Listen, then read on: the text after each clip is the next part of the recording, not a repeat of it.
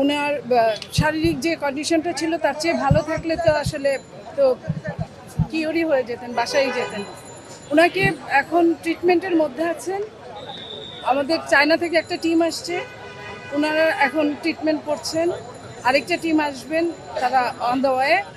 তো আপনারা, আমি বলবো আপনাদের মাধ্যমে সমস্ত দেশবাসীকে, দেশনেত্রী বেগম খালেদা জিয়া শুধু এখন আমাদের নেত্রী না, বাংলাদেশ জাতীয়তাবাদী দলের নেত্রী না, উনি সমস্ত বাংলাদেশের নেতা।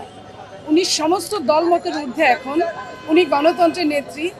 ওনার জন্য সমস্ত দেশবাসী, আমি যতটুকু জানি অনেক বাসায় আছে, তারা রাত জেগে কথা শোনার জন্য যে উনি কেমন আছেন এটুকু শোনার জন্য অধীর আগ্রহে অপেক্ষা করছেন। আমি তাদের জন্য বলতে চাই, আপনারা সবাই দোয়া করবেন ওনার জন্য, উনি যেন খুব সত্তর এই সকল সমস্যাগুলো দূর করে উনি আমাদের মাঝে ফিরে আসতে পারেন। সামনে নির্বাচন, উনি আমাদের সাথে নির্বাচন করতে পারেন এবং আমরা বলবো যে উনি আমাদের মাঝে ফিরে আসবেন, এটাই আমরা প্রত্যাশা করছি। এখন ওনার শারীরিক অবস্থা যদি বিমানে নেওয়ার মতো যদি অবস্থাটা হয়, তাহলে অবশ্যই ওনাকে নিয়ে যাবে। এটার জন্য আসলে ডাক্তাররা আসছেন, তারা দেখছেন, দেখার পরে উনি যদি সুইটেবল হয় বিমানে জার্নি করার জন্য, দেন ওনাকে ওইখানে নিয়ে যাওয়া হবে।